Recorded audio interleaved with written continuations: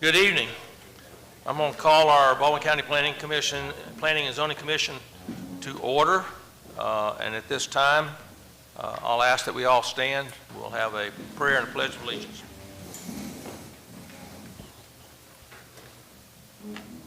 Father, we're thankful to you for this day. We're thankful for this place we live in, what a great county it is. We're thankful for all that make that that way. We thank you for our elected officials, our first responders, our county workers, especially those that are in here tonight, Father, that have prepared for this meeting. We're thankful for their hard work. Now, Father, we pray that you'll help us conduct our business in a way that honors you and shows respect to each other. And, Father, that you'll just continue to bless us in this great place. We pray all this in the name of Jesus. Amen. Amen. I pledge allegiance to the flag of the United States of America and to the republic for which it stands, one nation, under God, indivisible, with liberty and justice for all.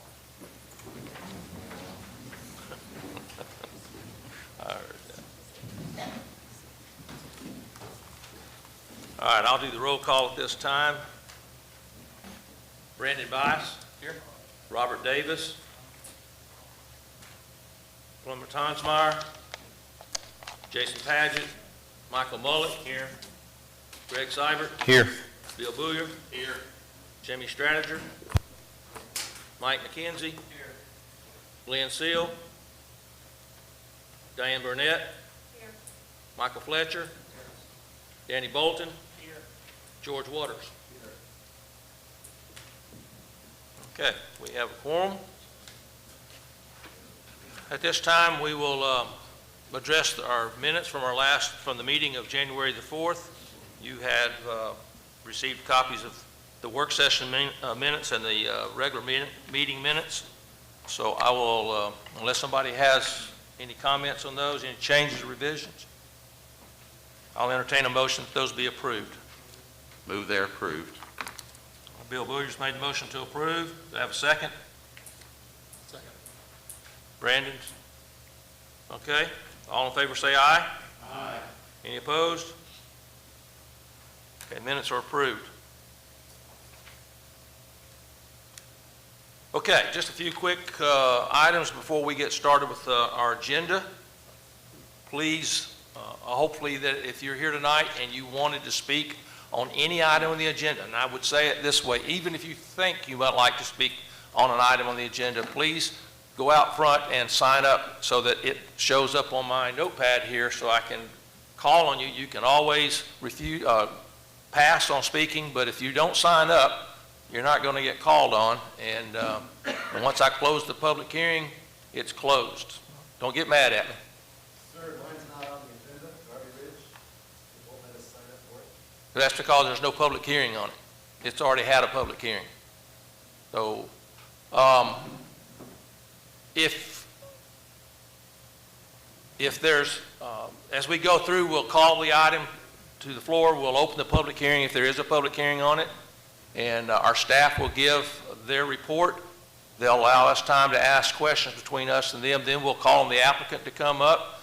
And then we'll have opportunity for those that have signed up. We'll call on you to speak to the items. And at such time, I will close the public hearing, and then we'll decide among ourselves what decision we've made on whether it's approved, disapproved, tabled.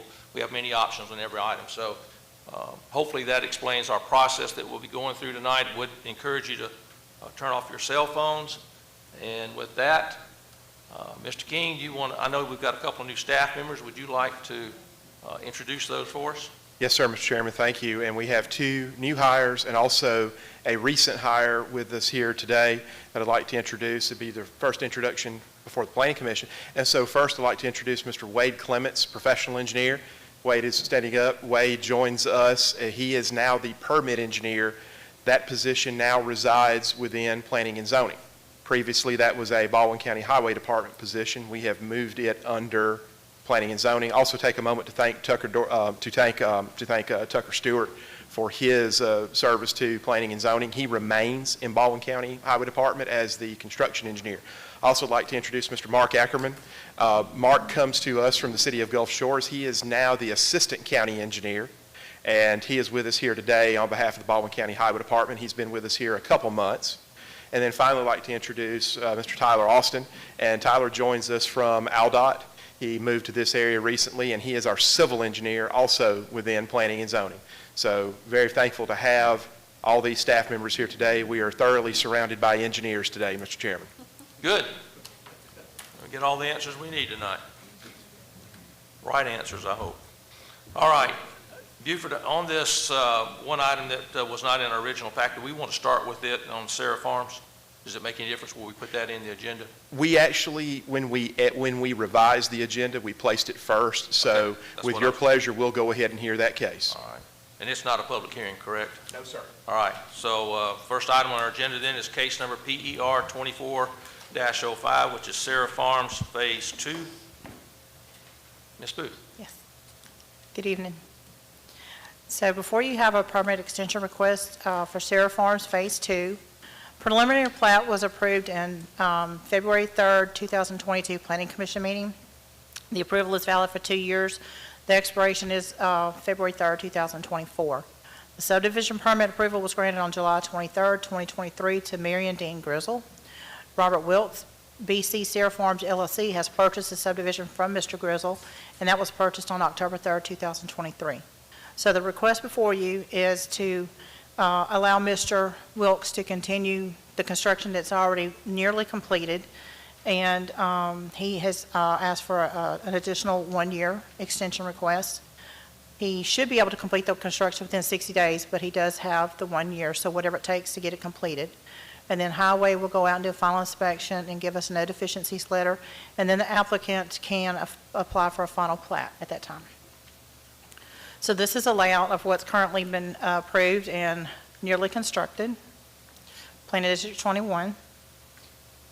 There are 5,238 linear feet of streets proposed to be for public use. Your maps. And there are intersection improvements, not intersection improvements. Improvements for a turn lane on County Road 12 into the subdivision, and that's what's on the screen before you. And the applicant staff does recommend approval for Baldwin County with the following conditions. Baldwin County will reissue the subdivision permit once we get this approval tonight under the new applicant and new owner, and it will be a 1-year extension and will expire on February 1st, 2025. Upon completion of construction, issuance of the no deficiencies letter to the applicant from Baldwin County Highway Department, the applicant shall submit a final plat application for review and approval. Upon review and acceptance of final plat submittal, P&Z staff will issue administrative approval and will authorize to circulate plat for signature. Then the applicant has 90 days to get it recorded and uploaded to the portal. And I'll be happy to answer any questions y'all may have. Okay, any questions for staff? All right, if not, I'll entertain a motion. Mr. Chairman, I make a motion we approve subject to staff conditions. Okay, Mr. Bias made a motion to approve. Do I have a second? Seconded. All right, Mr. Gregg. All right, any questions, comments? All in favor say aye. Aye. Any opposed? All right, motion carries.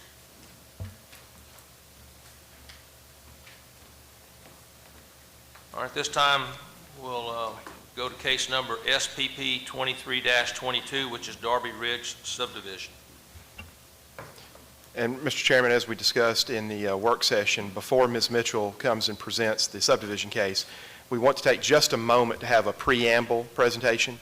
And for our citizens with us here today, we do this periodically for the benefit of the citizens to understand procedures, as well, in this case, for the benefit of some of our newer Planning Commission members. And so I'll lead off by saying that the subdivision regulations are public policy. The zoning ordinance is public policy. How we carry out making certain those public policies have attained compliance is procedure. That's what we're going to discuss for just a few minutes. And so first of all, let's go through the development process. Obviously, the developer starts out with pre-development research, which is typically their site selection. Where it comes before staff, and certainly developers have informal meetings with staff trying to determine the efficacy of a project. But the first appearance before staff is a sketch plan. That is not discussed in a planning commission meeting because it's just that. It's a formal sketch of a potential development required by the subdivision regulations. Your next step is where we are today. For Darby Ridge, for example, this planning commission is considering a preliminary plat. Now, approval of the plat approves the plat, does not authorize the installation of improvements. Next, you have the subdivision permit. We call that construction plans review. The result of that review process is a subdivision permit. That is what the developer must attain and must have before they can install any improvements, before they can build any roads, install any utilities, or any other type of improvements. Then it's actually constructed. Then they go through a final plat approval process. I'm going to show an example of a recorded subdivision plat here in just a moment.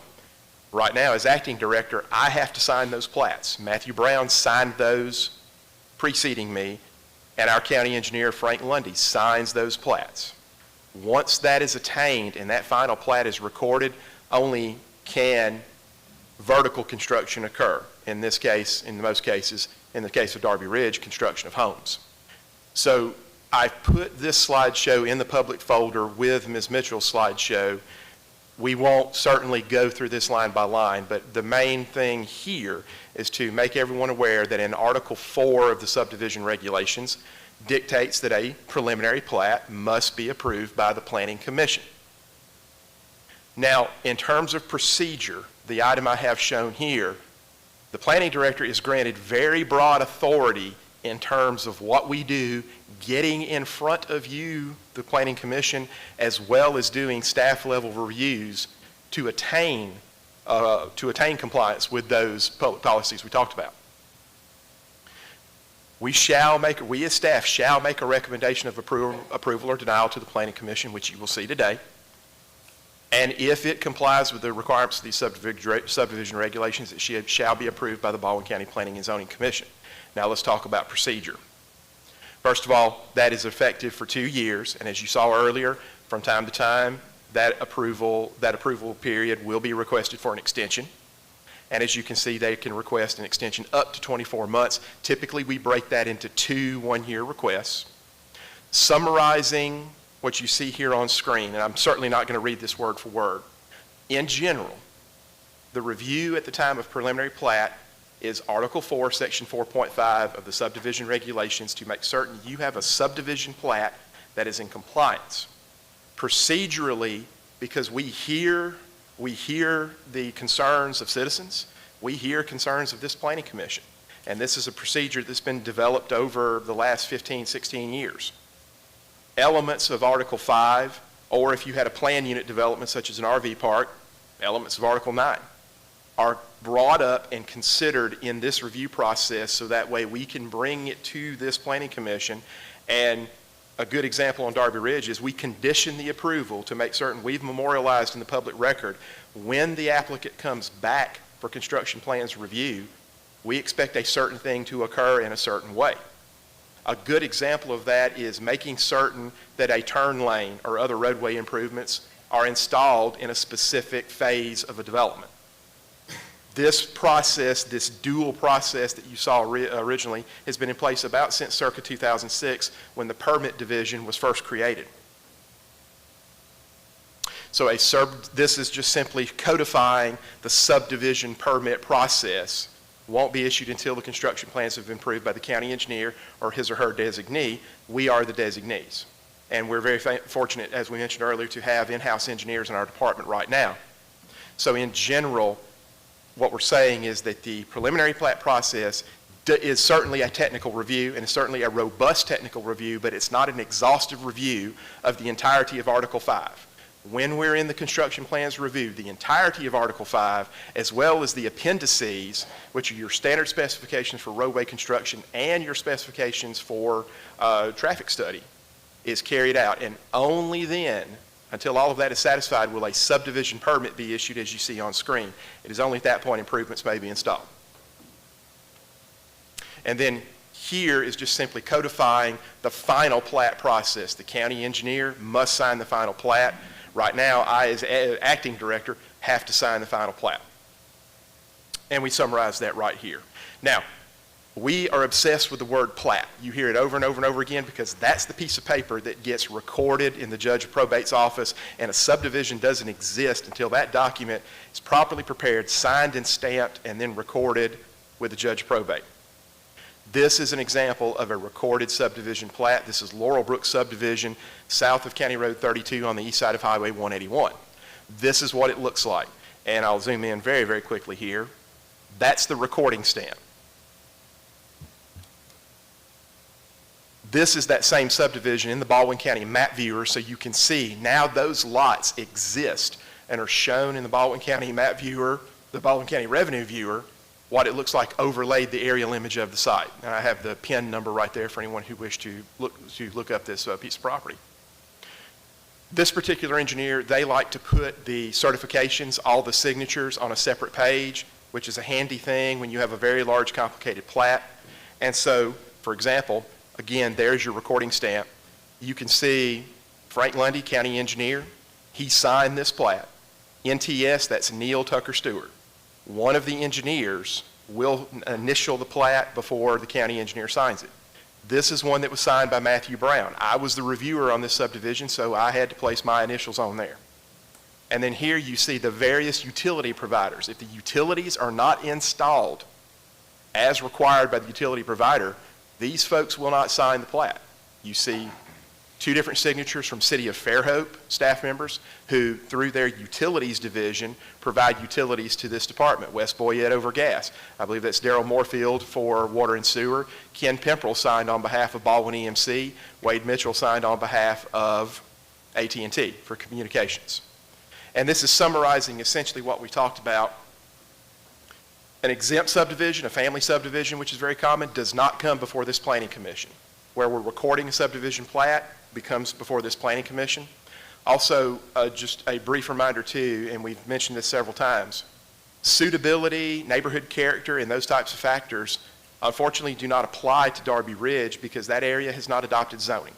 It is during the zoning process where we absolutely may question and have concerns about suitability, neighborhood character. This area has not adopted zoning, which is Planning District 7, and therefore we are simply considering the requirements of the subdivision regulations. So Planning Commissioners, Chairman, I appreciate the opportunity to have this preamble. We can take a minute to answer questions before we move on to the subdivision case itself. Anybody have any questions for Mr. King? I have one. You referenced a subdivision that you showed us the picture of with a fair number of vacant lots. I'm assuming, just for example, how old, when was this approved? Or when was this, you'll have a date on here somewhere. So, Commissioner, if you look, and it's a little difficult to see, if you look at the recording stamp I have on screen, that was recorded, it looks like the 16th or the 10th or 16th of November of 2023. Okay, so this is a new one. A question for me, and it's been brought up before, is we have approved multiple of these subdivisions, and, I'm glad to see this one was 2023. If it said 2018 and this is a current aerial image of the vacant lots, it's been of a concern before of how many of these lots that we have created that we just have existing in the county. And I know that this is the developer's responsibility at this point, but, it's just a curiosity question on vacant lots in the county. Well, Commissioner, I can tell you that the area you see right here, and forgive me for losing my voice, this is phase 2 of this development, and the county engineer, both I and the county engineer signed the subdivision plat for this area today. Okay, any other questions for Mr. King? Okay.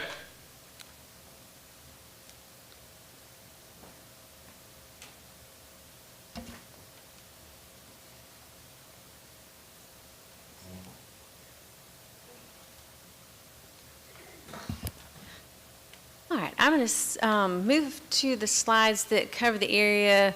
The reason this is tabled was because of the site distance concerns, so I'm going to jump to that section of the staff report.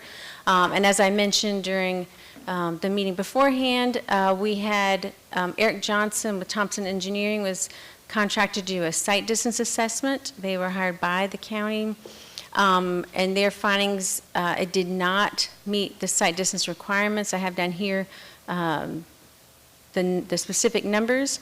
And so they had a number of recommendations in that assessment that included reducing the speed limit on Dolly Road, installing warning signage, removing vegetation along the eastern approach, removing a portion of the embankment along the western approach. And both of these last two would require work in the existing public right-of-way and perhaps outside of that public right-of-way. And that would have to be acquired. The developer would have to negotiate with the adjacent property owners to acquire that land, and then that land would be donated to the county for maintenance. I'm going to skip to the end before I get to the conditions of approval, and I will ask Wade Clements to go through these slides like he did for the meeting for anyone who is here from the community. All right, thank you, Sean. This is some photos that I've taken out of the site just yesterday. Wanted to put in pictures what the graphs were showing you as far as the site distance required and what the site distance existing condition is. It's a 25-mile-an-hour posted speed limit on the roadway on Doleve Road, which requires a 280-foot site distance in either direction for intersections, meaning that a driver approaching this intersection would need 280 feet to be able to recognize someone coming out and reaction time and to be able to stop without colliding with that vehicle. A study was done also for what we call the 85th percentile speed back in the second week of December over 3 days. That study showed that the 85th percentile speed for that location is 37 miles per hour, meaning 85% of the motorists in that area during that study time were going at 37 miles per hour or less, also meaning 15% were exceeding 37 miles per hour. So generally that 85th percentile speed is utilized to determine what your speed limit would be in a certain area. So it would be warranted to raise the speed limit in this area to 35 miles an hour, though it's not currently recommending that we're doing that. Just trying to show that that is the existing condition right now of motorists in this area is traveling 35 miles an hour. So with that, the 35 mile an hour stopping or intersection site distance is 390 feet, which is not achieved at this intersection. When you look at the photos on the screen now, this is my vehicle parked in the proposed intersection of the subdivision with Doleve Road. I'm parked pretty well where the exiting vehicles would be coming out of the subdivision. Also, the front of my vehicle is about as close as you can get safely to the edge of the roadway to be able to see down the road. So looking, and on the right photo, you're looking to the west for eastbound traffic. You can see the roadway kind of disappears behind the utility pole and the embankment. So that is the worst case of this intersection, and we'll also look at the other direction at the end of the presentation. So just a little summary of that. The 25 mile an hour site distance requirement for intersection is 280 feet, which is not met currently. 35 miles an hour, which is the current condition of the motorists right now in that area, requires 390 feet of intersection site distance. So right now, the existing site distance, we've got 265 feet to the west and 340 feet to the east. Next slide, please. So this is a view from sitting in the driver's seat of the truck that was parked there in the previous slide. You can see the vertical and horizontal curvature of Doleve Road cause approaching vehicles from the west to disappear behind that embankment. So to improve that site distance, that embankment would have to be removed, utility pole relocated. That is all on private property. The front slope of that embankment is somewhat on the county, but the utility pole is just 1 foot in front of the right-of-way line of 30 feet. So to move that back adequately to achieve site distance, it would have to be moved several feet back behind the actual property line of the property owner. This is a picture coming from the west. If you were a motorist approaching the intersection, that is the front of the truck that was parked. This is at 340 feet. This is the furthest point away from the intersection that you can still see a vehicle. At least my truck, some vehicles are smaller. Motorcycles may be smaller and may not be able to be seen as well as a regular vehicle, especially in the curve. But this is the condition, the sight distance that we have right now, which would not meet the, I'm sorry, I said 260 feet is where we're at this location. I apologize. It does not meet the current sight distance requirement. Next slide. This is at 390 feet, which is the condition motorists are driving now at 35 miles an hour, which is required. You can see that the truck is not visible, so that it is hidden behind the embankment, and therefore it does not meet sight distance requirements at 35 miles an hour. Next. This is coming from the east, from Jimmy Faulkner Road, traveling westbound. This is at 340 feet, which is, you can still see the truck exiting the subdivision. It would meet the 25 mile an hour speed limit requirement, would not meet the 35 mile an hour speed limit requirement. Because this is the 35 mile an hour speed limit requirement location at 390 feet from the intersection, and you can see it is, the truck is hidden by the vegetation that is located on private property. The vegetation has been cut to the 30-foot right-of-way line in this area, and so everything that you see here is on private property. So, Entertain any questions? Okay. Any questions for staff? Okay. On the map shows the Doe Road coming out and tying into Jimmy Faulkner Road. Yes. With adding all that traffic to that, is there a turning lane going to be put there, or all of it's just going to be a four-way stop sign for all the people to get in and out? Currently, it's a stop sign. I have not reviewed the traffic impact study. I believe it was reviewed before I came on board. Yeah. I'm just saying that, that where they got it tied in the doe leaf is fine, and they wasn't talking about doing, but still, all them cars are coming to that one intersection twice a day, Correct.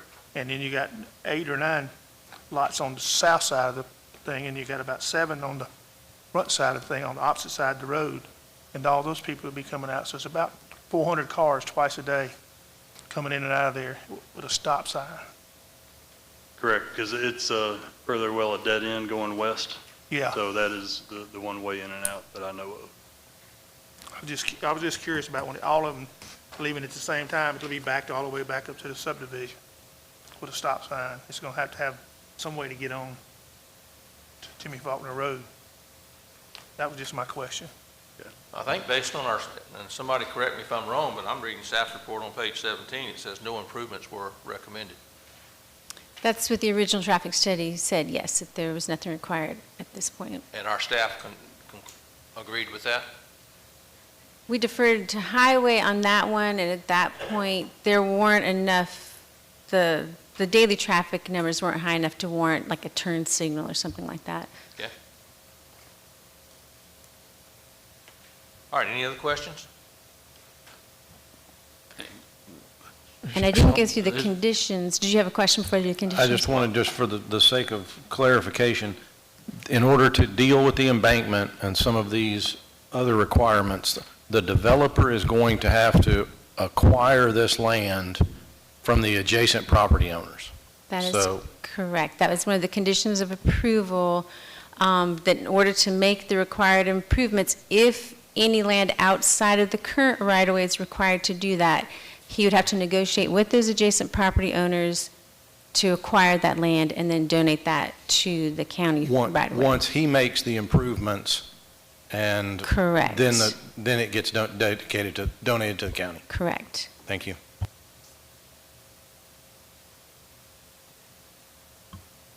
This is more of an opinion question than it is a factual question. Just looking at the photos that you've taken, the layout of the land as we see it, is this really potentially going to be safe? I mean, as Mr. Bolton recognized, if you assume that there are somewhere near 400 cars coming and going there at least twice a day, how safe is it on this type of road right there in that curved area? With, I don't know if we could answer a theoretical question like that. Oh. The only thing, if improvements were implemented, then it would meet the current standard for safety at an intersection. But motorists tend to determine what's safe and not on their driving habits. Y'all just looked at it at the intersection of the, going into the subdivision. Nobody looked at Faulkner Road, Jimmy Faulkner Road. Nothing. I want to be sure we don't misrepresent this. I'm looking at our staff report, and on page 17, it shows that the intersection was considered at Jimmy Faulkner. Yes, this is from the traffic study, and it considered that intersection and the subdivision intersection. So both of those were taken into account or in the traffic study. Now, that's a different thing from the sight distance study. This was, the original traffic study had these two intersections in red. So here's Jimmy Faulkner and Doleve, and here's Doleve in the subdivision. So I'm going to take liberty as chairman here to make sure we're all aboard. I mean, this is the whole point. We have the engineer do these traffic studies. We've had our engineer look at the sight distance. They've made the recommendations. They did address that intersection. So we're relying on their expertise. I'm sure no expert on traffic studies, but if they tell me what these conditions are, that's what there's no theoretical at that point for me, as long as, and I think you're right, Aaron, we don't get in that. We go strictly by the review by the engineer of the data that they were, and Right, so, just like we do with the drainage plans Exactly. that are presented and then reviewed by the department and stamped by an engineer. This was a, proper traffic study done. The two intersections were considered, growth rate was applied. Those were done, last spring and summer. So I think we have to take what they say as what the finding was as to the need for any upgrades in the highways. and so based even on what Buford took time to do before this, I mean, they're recommending approval, but it has the conditions, and those conditions, as Mr. Seibert has pointed out, is going to require the developer negotiate some items with adjacent property owners. That's going to be, I'm sure, a burden. It could be, but he's got to do that before he can come back with construction plans to the planning commission, or to the planning department, before they can even get their permits to start construction on the site. So, And that's item B. Additional right-of-way dedicated shall be reflected on the preliminary plat included with the request for the subdivision permit and the instrument number recording those Right. conveyances. So that's done before they even issue. Exactly. There will be no construction until that is done. okay, any other questions for staff? I had one. It is, we tabled this, in November, December, this point on the site distance, if my recollection, or if I'm right, was that brought forward by the public, or was that? No, it was based. Did we as county bring that? I to the visited front? the site and asked Highway based on my experience driving to the site. I called the Highway Department, I talked to Tucker and Tyler, and then they sent out and did an evaluation. But then we did also hear from citizens after the fact. So it was kind of a joint effort. Like we laid eyes on the property and we I'm happy received. that we got there first and saw this, and it wasn't just the public that brings this. So thank you.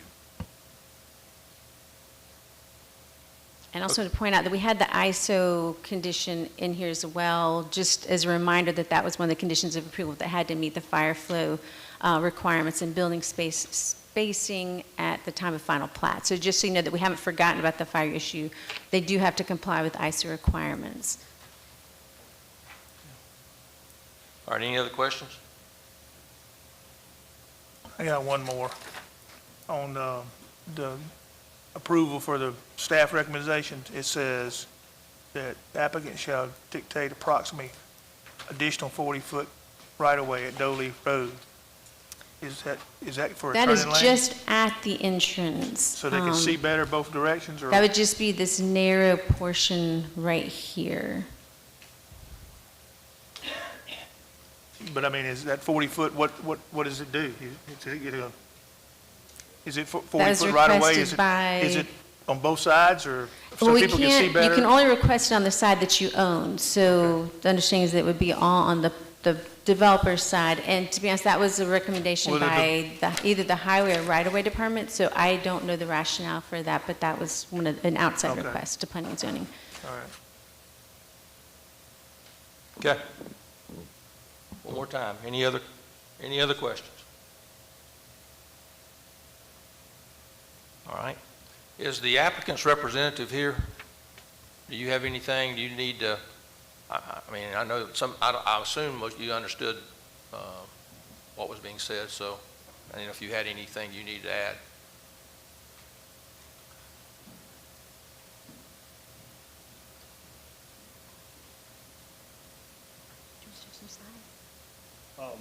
We have already looked at the 390 site distance on both sides. On the west side, we're able to do it with some improvements within the right-of-way. On the east side, we'll probably end up having to acquire just a little bit of land, but we're fully on board. Okay.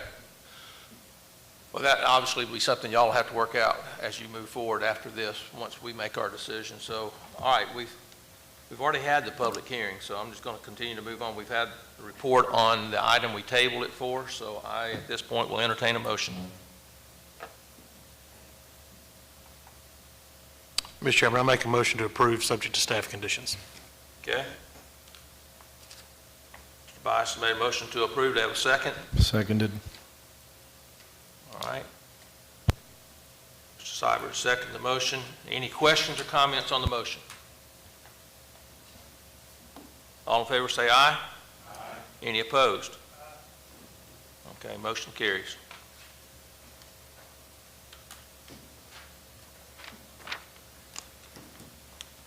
Okay, at this time, I'm going to open a public hearing for case number HCA 23-07, Southern Poolscapes Appeal. Does anybody need to declare any prior communication on this item? Mr. Chairman, there's actually no public hearing Oh. for this highway construction setback appeal. All right.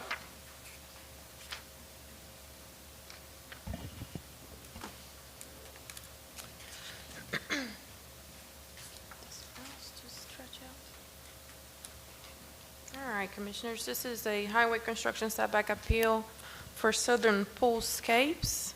The appeal is to allow a swimming pool and a concrete masonry wall to encroach into the required highway construction setback.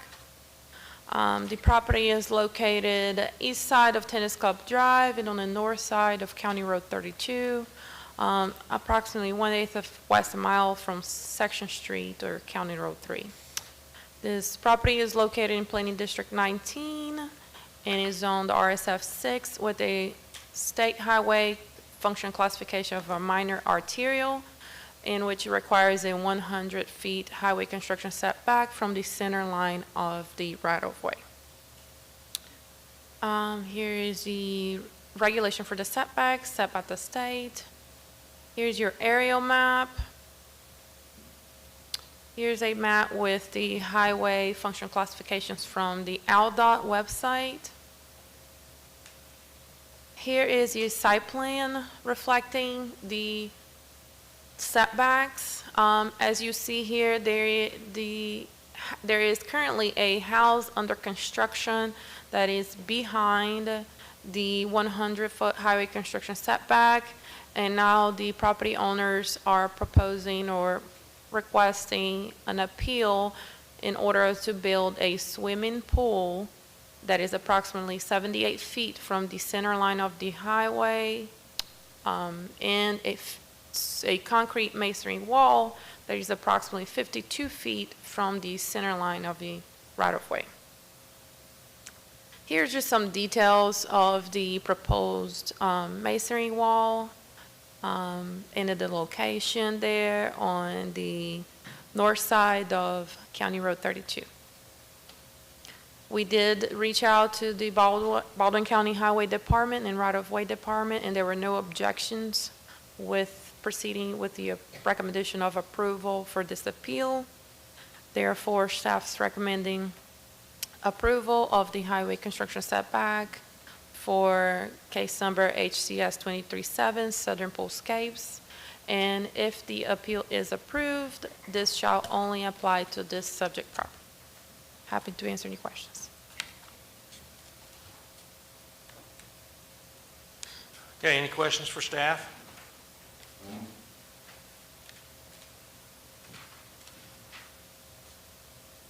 I guess I have one question. This home is completely out of the construction setback. That's correct. You said it is, our setback is 100 feet from the center line. That's right. Now, we're going to put this swimming pool all the way in the construction, on the highway setback, and take up to half of the whole highway construction setback, half of it in the process, for me to lean on that we don't need to widen 32 at this time. Well, I mean, I guess if we're going to do stuff like this, I don't know why we have setbacks. I mean, what's our need in 40 years? Now we just got a swimming pool in the way. I mean, I think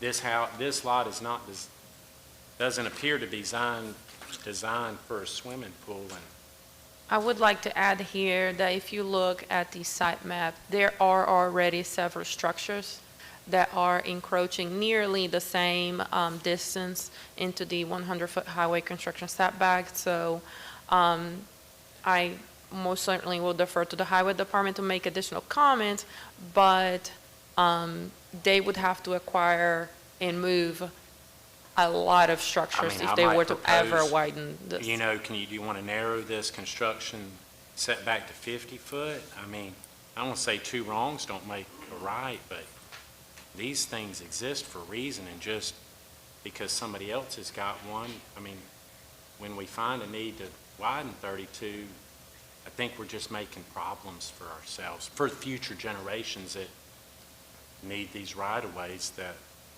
were initially established for some reason.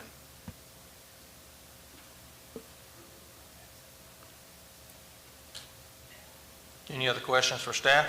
My question is, as I look at not so much the setback, because as I mentioned in the work session, I don't live very far from this at all. And the pool part and the way the topography goes there into the right-of-way lends this proposal to be workable without really interfering. But my question is, why is the wall, the retaining wall, 26 feet beyond what is in essence the edge of the pool? Could that retaining wall not be moved back a few feet and help both sides solve the construction problem and be a little bit more prudent to the right-of-way? I'm going to try to zoom in on this here. This is a site plan from the swimming pool. But you can kind of see here, okay, so the red represents the wall, and in this area here, they have a putting green area that is proposed. So that would most likely be a question for the applicant of whether they would be willing to remove this area and move the wall closer to the dwelling. And I think Buford and I were just discussing this, because I kind of had the same question as you. I did the math, and then I was trying to figure it out, and then I went and looked at the plan. And I think that you do have some discretion in these with regards to crafting what you may allow. And so, I think there could be a couple different ways it could go. I mean, you can vote it straight up and down. I think that you can have some discretion in how much space you give them, or how many feet you give them of that highway construction. I don't know if the applicant wants to speak, and I'm just throwing this out there, I haven't run it by Buford yet, but if they want to come back if y'all would be inclined to table it, if they want to come back with a revised plan with regards to where that, not retaining wall, but that very substantial wall, I think, is, Yeah. from the drawings, and see if there's some movement that gets it closer, I mean, more outside of the construction setback line. I think that, Highway looks at many things when they review these. I think they look at the area, they look at the cost of acquisition, they look at the topography, because I don't think that they say, necessarily look at, they run a line down a highway, right? And they create a construction setback line. And there may be some places along there that enhancement of the road is never going to be possible because of topography or things like that, or in certain areas, cost of acquisition, or they're going to go the other side versus, one side. But in any rate, I think that, Highway Department looks at all those different factors. But I do think that, you have to look and see, do you want it as presented, or do you want to look at some other options for that? And Or perhaps table it, and if you wish to table it, and ask the applicant to reconsider their request, and perhaps they can alter their request to request less of an intrusion into the highway construction setback. And Mr. Chairman, since there's no public hearing on this, there was no sign-up, so I'm not sure if there's anyone here to represent this case. Is anyone here for this? Okay, all right. So I guess the applicant's here, and you can Let me direct your ask this question. If he's here representing, he may can answer. You said earlier this is not a retaining wall. It is not. It's just a concrete masonry wall. Like a privacy wall? That's right. Here's an And it image. is, I know for a fact that there are things that are allowed in, there are exceptions of things that are allowed in the construction. This particular type fence is not allowed? No, sir, because this is not a fence, this is a wall. If you look at Yes. the It's detail. a permanent wall. I get that it's a wall, but it's not a retaining wall that's actually a structure. It's purely a privacy type thing. Yes, That's sir. right. A very substantial, think of it as I a mean- very substantial privacy fence. If they wanted privacy, they could put up a board fence and it would not be required for an appeal. No, sir, not a fence, not an actual The only reason it fence. is because it's a concrete wall. That's Yes, sir. right. And the image that I have here in the slide was not provided by the applicant, but I just needed something for visualization so they can confirm that more or less, but I tried to find something that was similar to the detail that they provided on the application. Okay. Any other questions for staff? Mr. Chairman, real quick, the retaining wall, I appreciate, It's not a retaining wall, just for correction. excuse me, a privacy wall. That being said, even if we move the wall, we've still got a pool that's going to go in, that could potentially go in the highway construction setback. And I made this point in work session. I can't believe that this was some type of, surprise, as we're trying to, get our pool put in, knowing full well that the house is sitting on the edge of the highway construction setback. I would be shocked if we were floored. Oh my gosh, the pool's going to go across the highway. So the pool is the major issue, for me, because you're making a choice to place a structure in the highway construction setback and hoping that we'll say yes. That puts us in a tough place to be.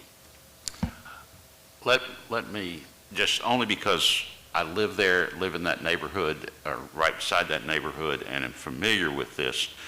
This part of 32 is a little bit of an anomaly to Highway 32. This is about maybe a third of a mile between Section Street or Highway 3 and Scenic 98. It's a very limited group with it's pretty much developed. There's a couple of pieces of property across the tennis club drive that we approved a few months ago, but beyond that, it's really pretty much of a developed area that shouldn't anticipate that part of 32 being expanded too much to meet traffic demands 10, 20, 30 years from now. just because of the way it's laid out. Across the street from this property is basically a horse farm, the topography there, et cetera.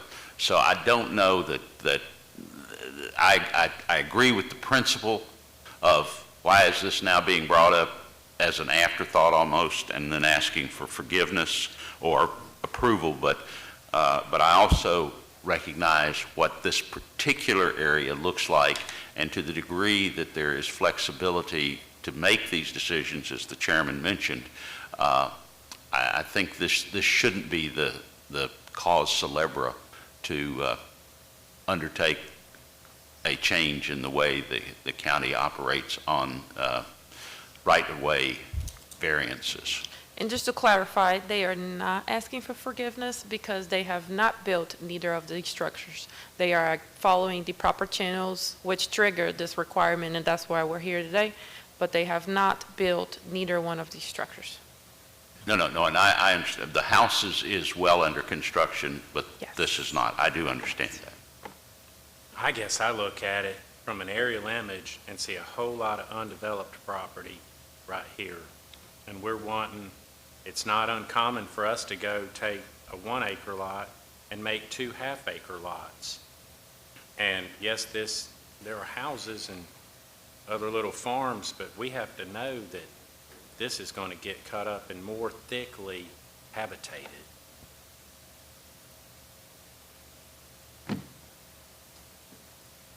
Okay, any other questions or comments? Okay. Did you want to speak?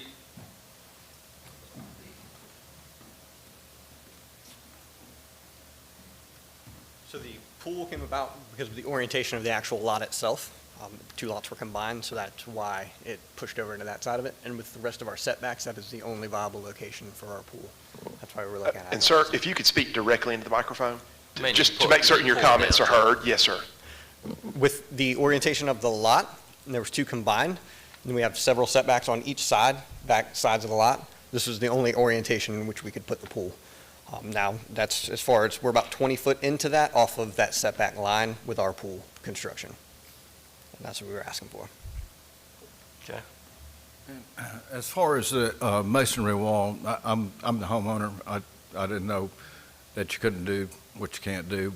So anyway, but the masonry wall, the reason for masonry is for noise abatement. It's really noisy out there on that south side of that property with the cars that take off at the red light and go south. And there's a lot of traffic, construction traffic and just a lot of things going there during the day. Not so much at night, but I appreciate your consideration for that. And it will be just a brick wall if we do brick, if we could get that approved. I appreciate your consideration. Okay, thank you. No, it also looks like they're putting some decking in there, so they're approaching even more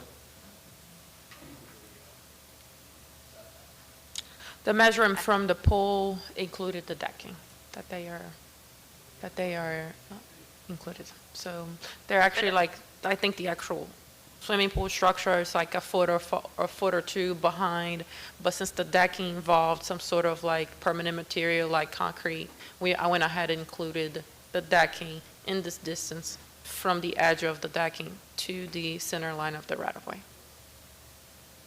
Because again, if the decking would have been wood, that would not have.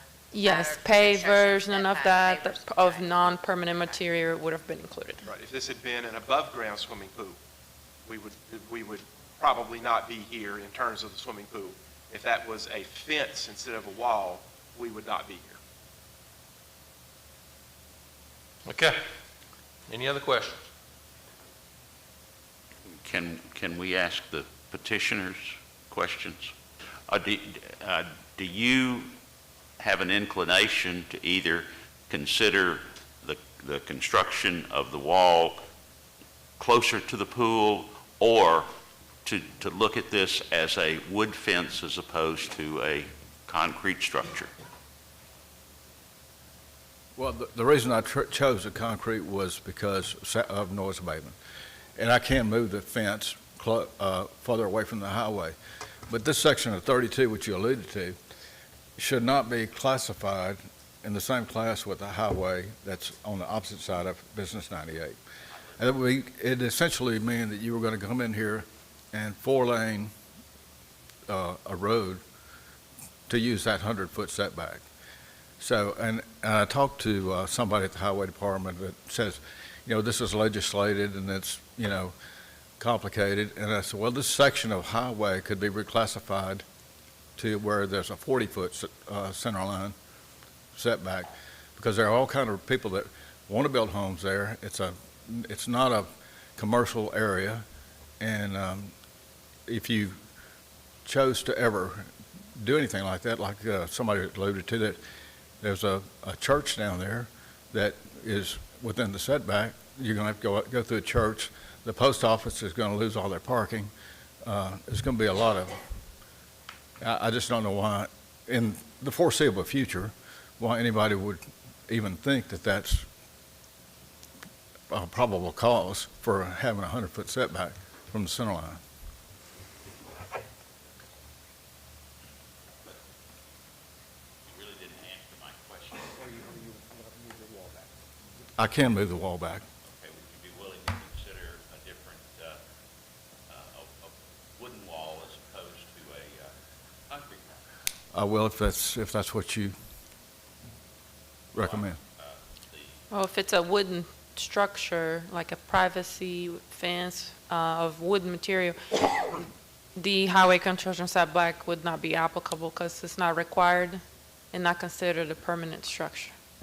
So only the swimming pool. According to our director, that would eliminate the whole issue here. Your approval for a If- wooden fence is not necessary. Yeah, with a wooden We fence. would still need it for the pool, though. Yeah. And an above-ground swimming.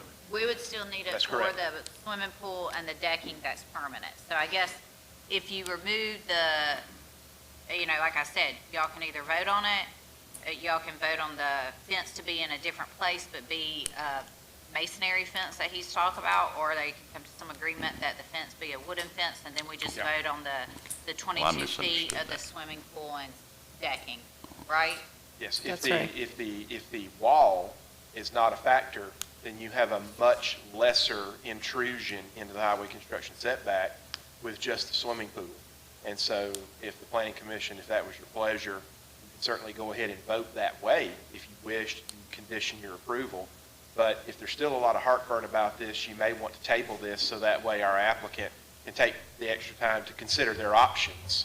And they could come back with a new and different request, or they could stand by their original request and rely on the planning commission to vote.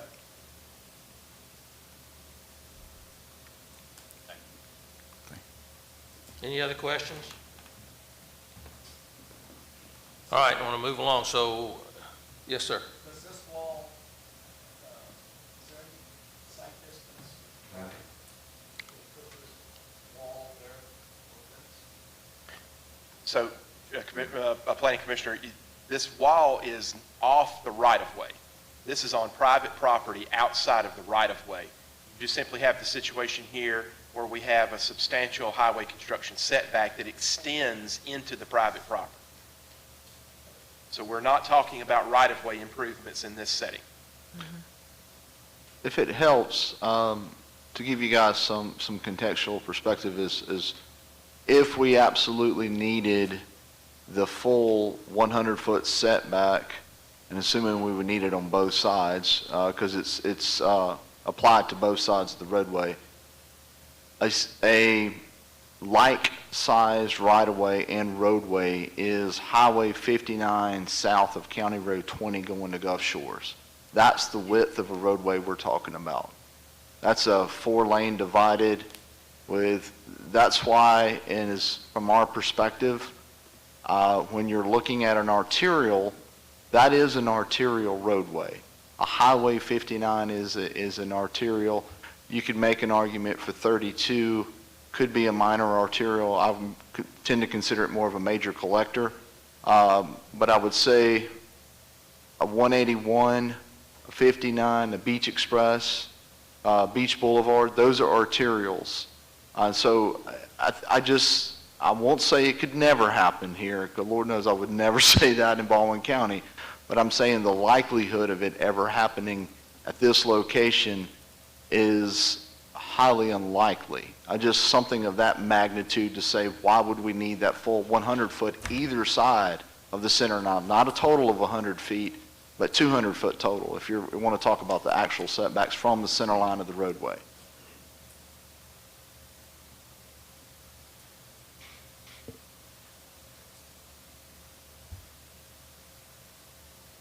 Okay. Any questions or comments? I'll entertain a motion. Mr. Chairman, I'll move that we table this issue to give the staff and the petitioner an opportunity to explore options and come back to us next month with a decision from their part to allow us to make a decision. Okay, Mr. Booyer's made a motion to table. Do I have a second?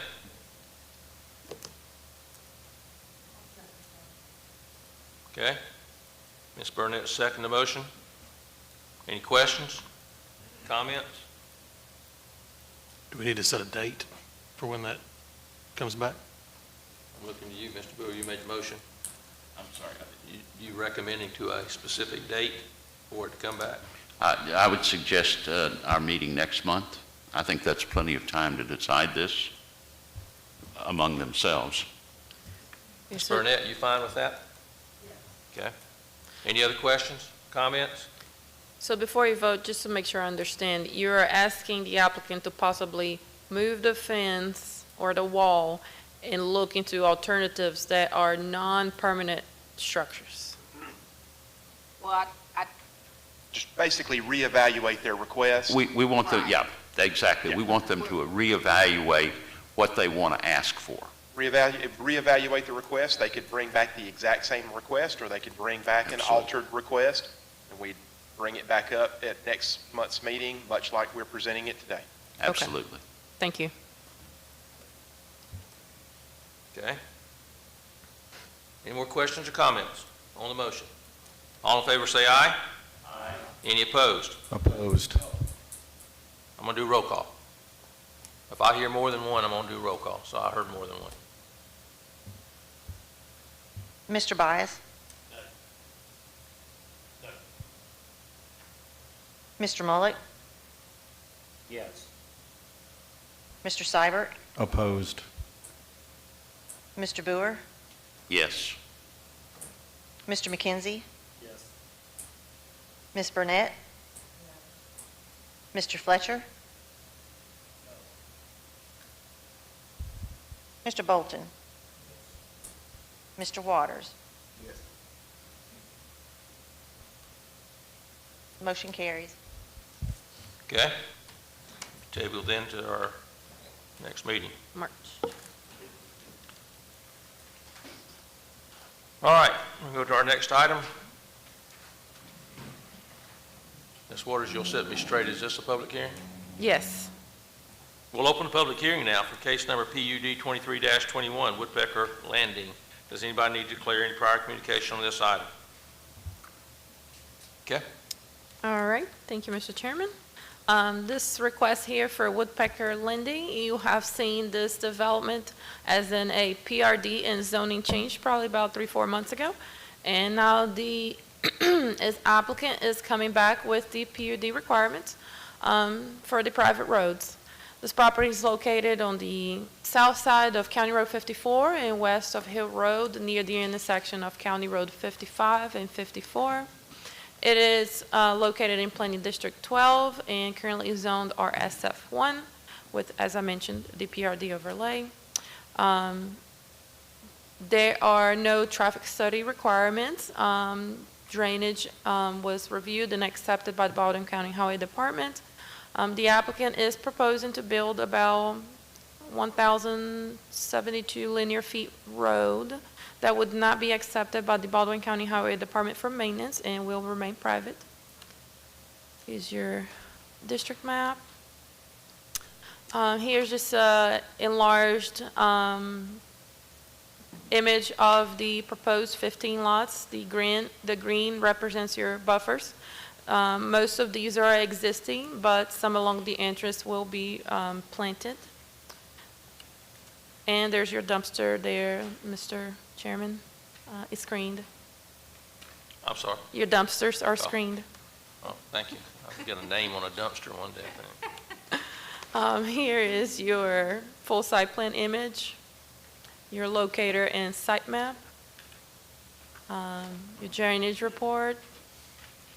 The applicant has met and provided more than what's required for open space. Here's a image of the proposed tiny houses that the applicant plans to build. They're going to be approximately 652 square feet. I have striked some of the conditions because the applicant has already provided those items, but some of the other conditions that will have to be met is the submission and approval of a preliminary plat prior to submission of a request for a subdivision permit. Due to, just because this is zoned RSF1, it is meant for single family only and not multiple units in this piece of property. So we will need the approval of the preliminary plat to create those actual 15 lots that will eventually be the tiny house community here. So due to unforeseen time-wise, the applicant wanted us to go ahead with this request, but they will be submitting a preliminary plat before receiving subdivision permit approval. They will also coordinate with me to submit a private road request that would need to be approved by the Baldwin County Commission. And I'm happy to answer any questions. All right. Does anyone have any questions for staff?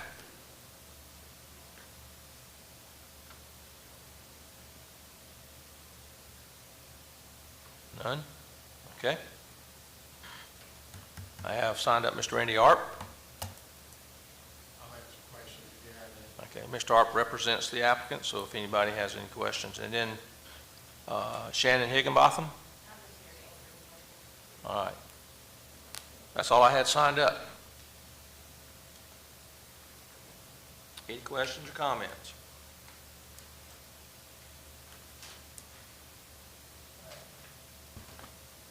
On the layout of the property, Yes, sir. you see the driveway going out to Highway 54. Do they also own that property on either side of that and for future?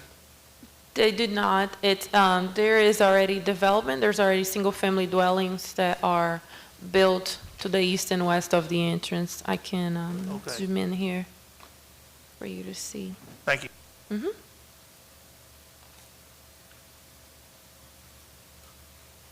Okay, if no other questions, I'll entertain a motion. Oh, I guess I should close the public hearing first. Yes. I'll do that. Sure. All right, entertain a motion.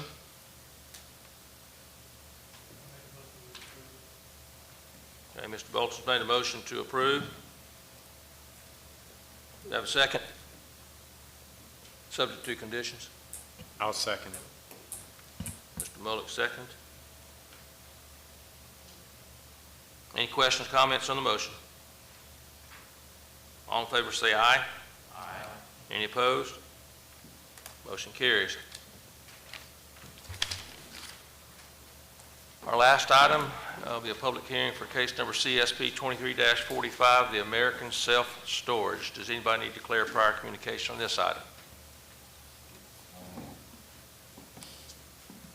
Ms. Boykin. All right, this is a request for CSP approval for a mini storage facility.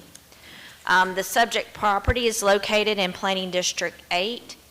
It is currently zoned B1 Professional Business District. It is on the south side of Twin Beach Road, just a quarter-mile east of Greeno Road. Currently, it is used as outside boat and RV storage. The property consists of 6.4 acres. As you can see on the locator map, to the north is some residential zoning. To the west is commercial zoning. And to the south and east is the city of Fairhope. That is where Fairhope High School is located, and also a Fairhope Park. Here's a picture of the subject property, property and all the adjacent properties. This is the current zoning requirements for the B1. The requirements for mini warehouse and RV storage. As you can see, a mini warehouse is allowed in B1 with a conditional approval. This is their site plan. This is their site plan zoomed in. You see the parcel boundary outlined in red. They also own the parcel to the west, which has 4 other mini storage. They are not combining the parcels, they're just extending into this parcel shown here. Here's the building elevations. This is the facade and proposed colors. Now, they also submitted their erosion control plan, drainage plan. Their drainage narrative, we're still waiting on acceptance for that. Our permit engineer did review it, found a few minor things that needed to be updated, but other than that, there was no major concerns with it. Here is their landscape plan. Because this is in District 8, the local provisions require a 20-foot landscape buffer along the roadway. The area in the bluish-gray color is all existing trees and vegetation that they are going to leave as is for right now. Here are some of the trees that they plan on planting.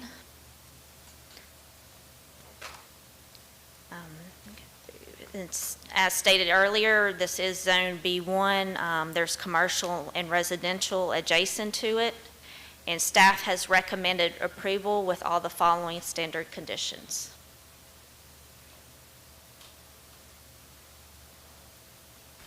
Okay, any questions for staff?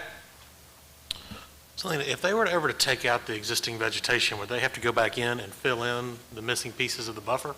Yes, I mean, if they come back and add more storage units, they would have to get CSP approval and have the landscape plan. I mean, I guess, what if they just decided to go out there and remove all that existing vegetation? Is there any requirement that they put a buffer in at that point? Yes, Okay. along the road, yes. Any other questions? Where's the water going to? You said, you showed your drainage plan, but I didn't see. Does it have it? Let me go back to that.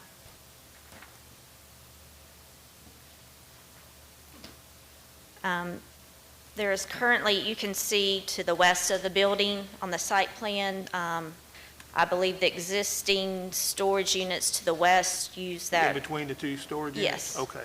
Yeah. I thought that was where I saw it step down a little bit, like a little holding pond or whatever. Yes. Okay. Any issues with that being off-site storage since it's a separate parcel? No, there shouldn't be. Mm-mm.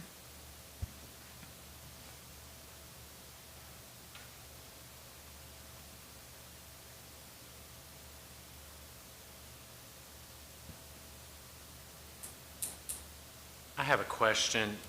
The landscape buffer, I guess, is required on the north side because the neighbors to the north, that is residential, correct? Is that, I'm sure that's what spawns the need No. for the No, in border? Planning District Oh, 8's it's just on local the roadway. provisions, they require a 20-foot landscape buffer along the roads. An observation, and it may just be a possible request to the developer, is I look at the south. I mean, this is Fairhope High School. I mean, I don't know what that, I guess it's not just mini storage, this is boat and RV storage, No. so it's a little bit taller. And Well, it's- could it be a request on the south side where we abut Fairhope High School to maybe at their pleasure to do some landscape buffer so that the high school kids aren't looking at boats parked on the outside on the other side of a chain link Okay, well, it's currently used as boat and RV storage, but they're not going to use it as boat and RV storage. It's going to be a mini storage building. There is a little bit of natural vegetation along the south line, but their current mini storage facilities that were built before Planning District 8 became zoned, there is no landscape behind that. Correct me if I'm wrong, but some of this property where the high school is, adjacent to that, is that not going to, it's currently parking space that's now being moved to 98 there beside what is going to be the Wawa, and that's going to be athletic facilities back in there as well? So Chairman, Commissioners, keep in mind that the school board property, we have no authority over school board property. Now, I think we are privy what's available in local media that the school board is entertaining making some parking improvements. But sitting here today, we can't tell you exactly what those are other than what you may have seen in local media. I was really asking more, what is our requirement as far as, given that we don't have any authority over that property, what is our requirement on the south end of that to do anything? So Planning Commissioners, it's super simple. Ultimately, you are the evaluator of landscape buffers. If you require a more substantial landscape buffer than what is shown, you have the authority to require it. But that would only be on what we're here about today, not the ones that were, I'm going to call grandfathered in before zoning. That's correct. The subject property, subject application. Any other questions? I want to come back to my drainage question. I guess I do have some concern with this being off-site storage, even though it's common ownership between the two parcels, that even in a slim likelihood, they could sell one and not the other, and then this site would be without drainage, or without some sort of easement in place. So, I mean, I would like to see some sort of drainage on this parcel by itself if these parcels aren't going to be combined. Or Commissioners, you could condition your approval, as this Planning Commission has done in the past, to unify the parcels. Post CSP? As a condition of, so remember with the CSP, we issue a CSP approval letter that is similar to a subdivision final plat. They cannot apply for any building permits unless they have that CSP approval letter in hand. And many, many times we have conditioned the Planning Commission approval to have conditions satisfied before they receive the CSP approval letter. And in that case, the whole site would have to be brought up to Correct. our Yes. standards. That's the reason they left them separate. That's correct. So that's a possibility. What I would say, Commissioners, is that in the incident, what we don't have here that we've had on other applications is a situation where we've had on other applications where an existing building or a proposed building would cross a property line and thus alter setbacks. So we don't have that situation here. What I would say, Commissioners, is that in the event of a sale of property, if we receive any kind of a complaint due to drainage, if a now non-contiguous property generates a drainage complaint, then we would certainly have the authority to investigate that and look into going through the CSP process again to take corrective action. Okay.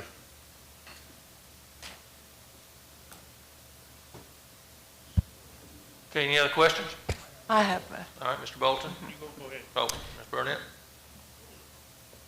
a question about what you just spoke about. If we require them to combine the properties, can we waive the additional landscaping to the pre-existing buildings? We're triggering a situation where they would have to go to the Board of Adjustments and ask for a variance. Okay. Which they certainly can do if they wish. Okay. Mr. Bolton? The holding pond was designed for that building. Now that I just heard him say, now this is going to hold that, is it going to take both of them? Yes, we've had, I don't know, Wade can speak on that. He went out there and looked and reviewed the drainage plans, and he also had some comments. They hadn't completely approved the drainage narrative. If the drainage narrative is still pending based on, I suppose, have had some different ideas of how to utilize both properties. There are some drawings that have been submitted that had other buildings, 6, 7, and 8, built out, but this is just for building 5 now. So currently, the drainage plan is to utilize that existing stormwater management area or pond there beside, to the left of building 5, and it outlets to the county road. So we're still waiting on some calculations on whether that pond can accommodate this extra drainage. But going forward, from what I've seen on some of the future plans, that would actually revert to drain to the east there toward the field.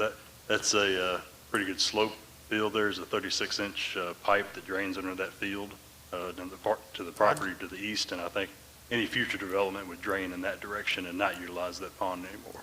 I just couldn't see that when they built this one, they built one bigger unless they knew they were going to build this one.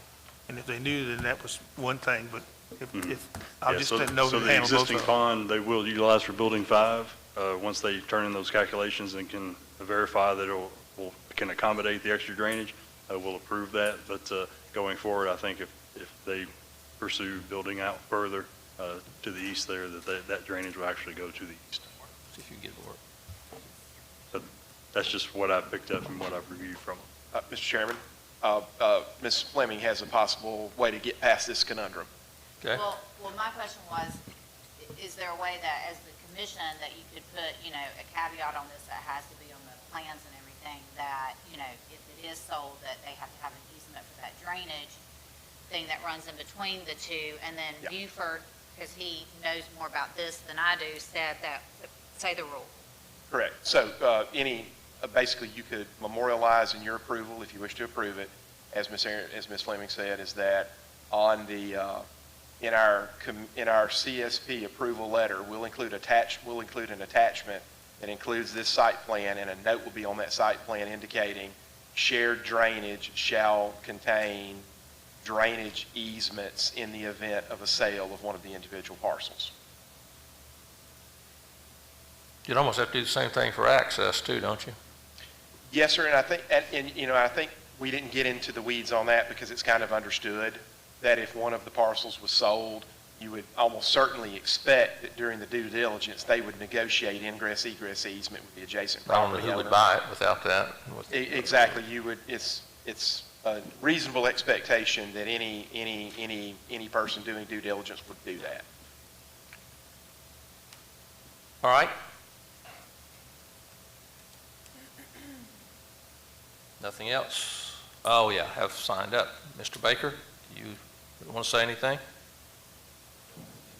there any questions for me? So Mr. Baker represent, and then there's Simmons Pankey. Are you with? Yeah, he's the owner. Okay, you're the owner. So He's the owner. does anybody have any questions for either of them? Okay. Thank you. Thank you. One question, would you entertain the thought of some landscape buffer on the south side? Is that a possibility? I believe we have 20 feet right now. Or there may be some existing vegetation on the south side. Yeah. I believe we're going to be putting an 8-foot fence that'll meet the county's requirements for I believe it has to be painted. And then, there is an area we can utilize that for some plantings if that's, if that's desired. We could definitely plant it. I believe Wade had covered the drainage well. He had my report, and actually we had a master plan, and from the beginning this pond was designed to take in that area. Of course, whenever we actually put the building and moved forward from where it's gravel now, there was just a little tweak with the numbers that I'm going to be able to get that to him next week. And of course, there was a master plan that we're planning on doing a full build out. So, and Mr. Pankey, they own several mini storages all over the state. So I don't believe he has any intent on splitting his development up. This will never be sold out. It's separate. It's phased. Saleable 50 years. Okay. Any other questions? Thank you, sir. All right, thank you. That's all I had signed up. I'm going to close the public hearing. Unless somebody's got any other comments, I'll entertain a motion.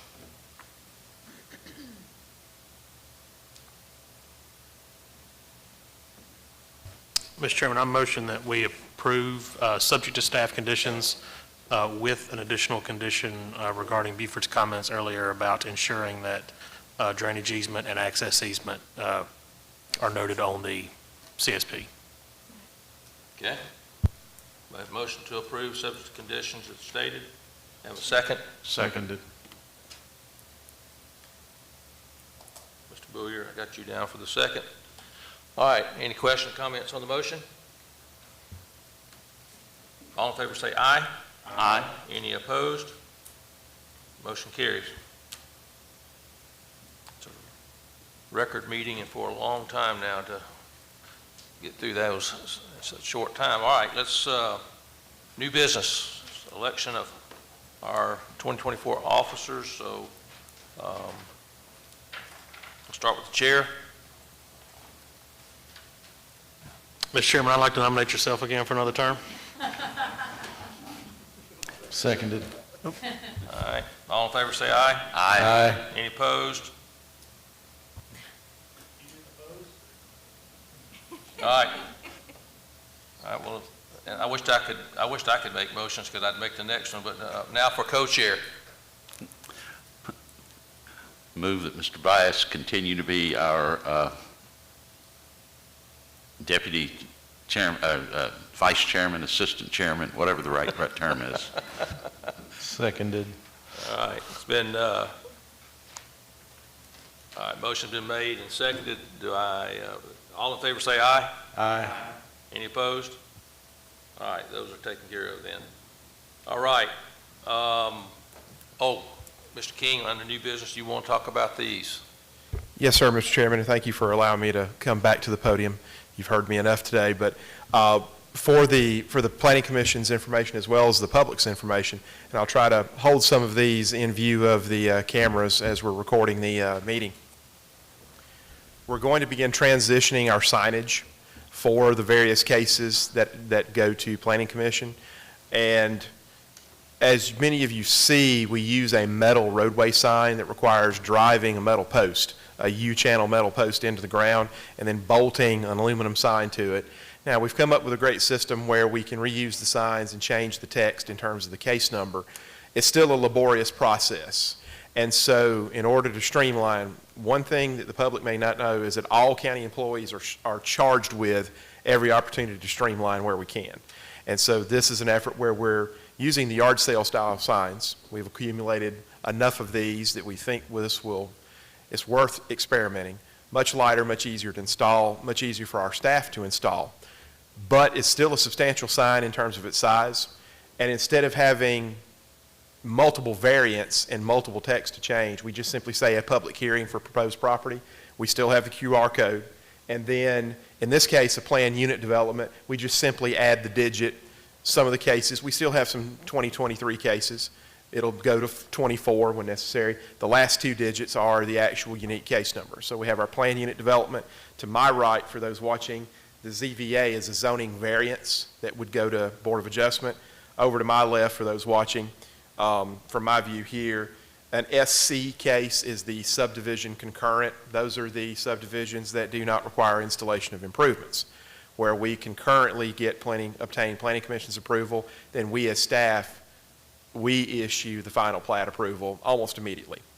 We also have the CSP. We see a lot of those, the Commission Site Plan, similar. And then the SPP, which is the preliminary plat, what we saw today for Darby Ridge. Signage is challenging no matter how well and how conspicuously you place signage. No matter how early you place the signage, invariably signs are damaged, signs are destroyed, they're ground up by tractor mowers, they're driven over by motorists, they blow away. We know that, we understand that, but what we would remind the Planning Commission and remind the public is that other than a zoning change, all of these signs we're installing voluntarily. They are not required by statute. The zoning change is required by statute. We will continue to use the metal sign. Continue to use the metal sign for those because that has been prior practice for a long time. And we'll also ask the county commission if they're interested in this to have us present this as well at a county commission meeting next week if they are interested in having this presented. But since we have the benefit of these meetings on YouTube and various other means, we wanted to take a moment to explain this to the planning commissioners and to the general public. With that, happy to answer any questions from planning commission members. Any questions? Where's the QR code go? Does it go straight to the P&Z website or case list? So, Mr. Bice, it's a great question. When you scan the QR code, what it opens is it opens up a page on the county website. It opens up a page where all the upcoming items are placed. And so it opens up the page. It doesn't open up the individual file. It would become so cumbersome to have dozens of QR codes. So we have a single master QR code. When you are at that website and that page opens, it's a matter of just simply matching the case number with the case number on screen. When you click on the blue text of the case number, it actually opens up in SharePoint where all of the files we've placed in that folder are now available. And we do our best to put them in Adobe PDF documents because most folks can open those, and we have the ability to reduce the file size. So maps, plats, staff reports, etc., all are available. Okay. Thank you, Commissioners. Thank you. All right, let's see. I think that the only other thing would be our excuse me? Yeah, any public comments? Staff reports? No, sir. Legal counsel? No reports. Making it easy. All right, before we close, I got one question for staff. I hope I'm not asking a whole lot here. I don't know about anybody else, but when we have projects like Woodpecker Landing, one that we've had it's been before us before, is there any way in the staff report, maybe under property data or somewhere, that you can tell us what we've done before? Yes, sir. That's what approval this has already gotten, like Woodpecker Lane, Woodpecker Landing. I knew we had seen it before, but it's been several months, and I didn't know how far back it was, and I didn't remember what kind of approval it had gotten. It'd be nice if you could tell us if there's some history to the project, to that agenda item it would be helpful. I don't know if I'm anybody And else. I know we do that with some, like when there's an extension request or something like that, we usually have a page that has history, so we can just incorporate that I've seen in. that. So that type of thing. Yeah, just anything that where we have seen it, that particular project before. Right. And Chairman, Commissioners, I think probably the example I have on screen right here for Woodpecker Landing, this is where we present the vital statistics on the property. This is probably a great place for that. Yeah. That could be easily added. We're happy to do that. If it's easy, again, if it's something you got to go digging for, then I'm fine. No, sir. That is very easy to furnish. We're happy to do that. All right. Anything else? I talked to the applicant after the case was approved, then they'll probably be back next month, so I'll make sure to have that timeline. Because I think you'll see it again next month. Well, I wasn't directing that at you specifically. It seems we see these projects every now and then where we've approved, particularly one that's going to have several steps in the process. This is going to be one of those. That's another item I'd like to talk about maybe at another time, not tonight. But this PRD subdivision seems to be rather redundant. I talked with staff about this a long time ago, but we still have it in the regs the same way. I think it's an awful redundant process we have. Mr. Chairman, that is a fair criticism, and I won't elaborate here. That is something Mr. Brown and I debated many times, and he prevailed. But we hear that comment, and we will certainly continue to consider that for future applications. Okay. Nothing else. Our next meeting is March the 7th, I believe. Yes, it is. With that, we are adjourned. Everyone have a great evening.